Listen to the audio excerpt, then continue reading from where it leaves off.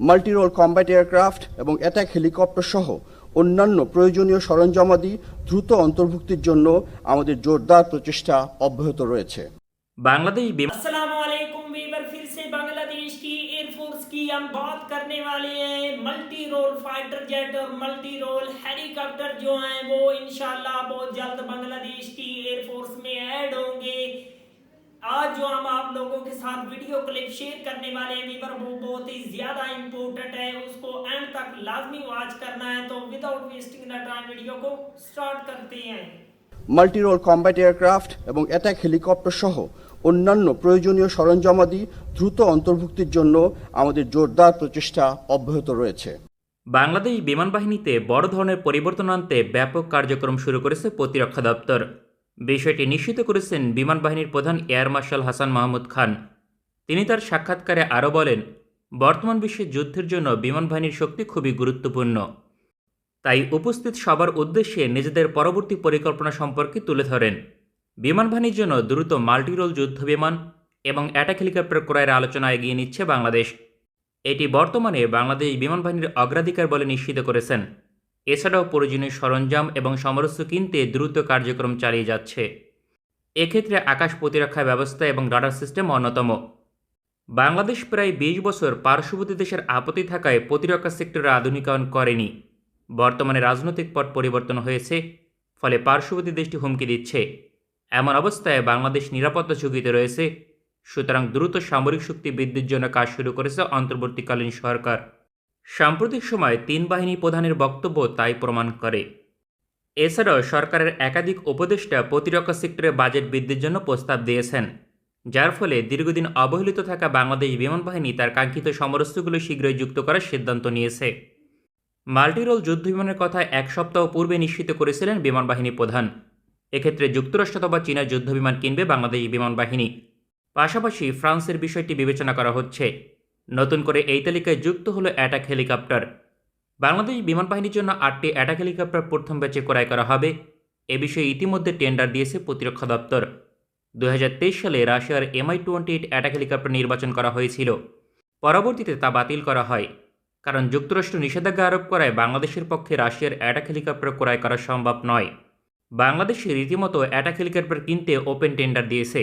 এর অর্থ হচ্ছে রিকোয়ারমেন্ট অনুযায়ী যে কোনো দেশ তাতে অংশগ্রহণ করতে পারবে।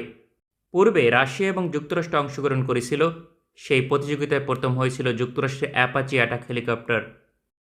তবে বাংলাদেশ বিমান বাহিনী রাশিয়ার অপশন নির্বাচন করে, কারণ মূল্য বিবেচনায় তা বাংলাদেশের জন্য কিছুটা সাশ্রয়ী। কেননা তৎকালীন সময় ৪,১০০ কোটি টাকা বাজেট করেছিল। তৎকালীন সময় যার পরিমাণ ছিল $৪০০ মিলিয়ন। প্রতিটি অ্যাটাক হেলিকপ্টারের মূল্য পরিপূর্ণ প্যাকেজ সহ $৫০ মিলিয়ন। বিপরীতে অ্যাপাচি অ্যাটাক হেলিকপ্টারের মূল্য পরিপূর্ণ প্যাকেজ সহ $৭৫ মিলিয়ন।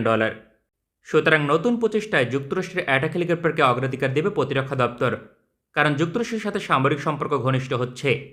ইতিমধ্যে সেনাপ্রধান নিশ্চিত করেছেন যুক্তরাষ্ট্রের অ্যাডভান্স ইউটিলিটি হেলিকপ্টার কিনেছে বাংলাদেশ সেনাবাহিনী। সুতরাং বিমান বাহিনীর জন্য যুক্তরাষ্ট্রের অ্যাটাক হেলিকপ্টার কিনবে। তাছাড়া বিমান বাহিনীর চাহিদা অনুযায়ী আর কোনো বিকল্প নেই। কেবলমাত্র ২টি দেশই হেভিওয়েট অ্যাটাক হেলিকপ্টার উৎপাদন করে। এক্ষেত্রে যুক্তরাষ্ট্রের ৮টি অ্যাপাচি অ্যাটাক হেলিকপ্টার কিনতে $৬০০ মিলিয়ন বা ৬,৫০০ কোটি টাকা ব্যয় হবে। ফলে ২০২৩ সালে মন্ত্রিসভার নীতিগত অনুমোদন বাতিল করতে হবে। তার পরিবর্তে ৬,৫০০ কোটি টাকা অনুমোদন লাগবে। অথবা বাংলাদেশ বিমান বাহিনীর জন্য যুক্তরাষ্ট্রের আরেকটি অ্যাটাক হেলিকপ্টার রয়েছে, তা কিনতে হবে। এক্ষেত্রে ভাইপার হেভিওয়েট অ্যাটাক হেলিকপ্টার একটি কার্যকর বিকল্প।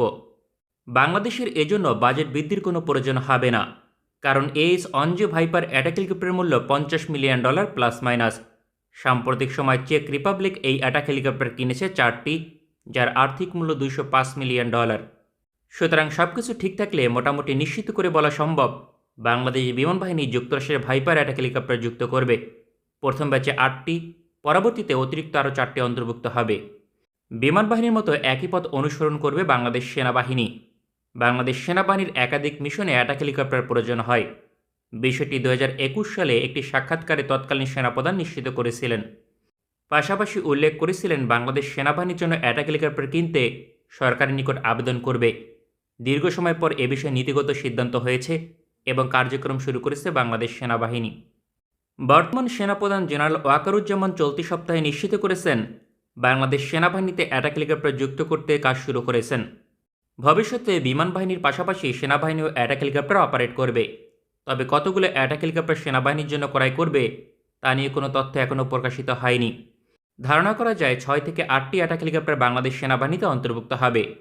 সেনাবাহিনী কিংবা বিমান বাহিনী যেখানেই অ্যাটাক হেলিকপ্টার যুক্ত হোক না কেন তা वीवर बहुत ही ज्यादा पावरफुल किस्म के मल्टी रोल हेलीकॉप्टर साथ में multi role fighter jet Bangladesh के जो एयरफोर्स के सरबराह हैं उन्होंने ऐलान किया था। क्या वीवर बांग्लादेश क्या जल्दी बांग्लादेश की एयरफोर्स में ये ऐड होने वाली है? हमें कमेंट्स में अपनी राय का इजहार कीजिएगा। क्या बांग्लादेश इनको हासिल कर पाएगा और कितने अरसे में करेगा? इंशाल्लाह हमारी दुआ है बांग्लादेश जो है 2025 या 2026 में ही जदीद और पावरफुल किस्म के हेलीकॉप्टर और साथ में फाइटर जेट को अपनी एयरफोर्स का हिस्सा बना लेगा। मिलते हैं आपसे नेक्स्ट वीडियो में इंशाल्लाह, तब तक के लिए अल्लाह हाफिज।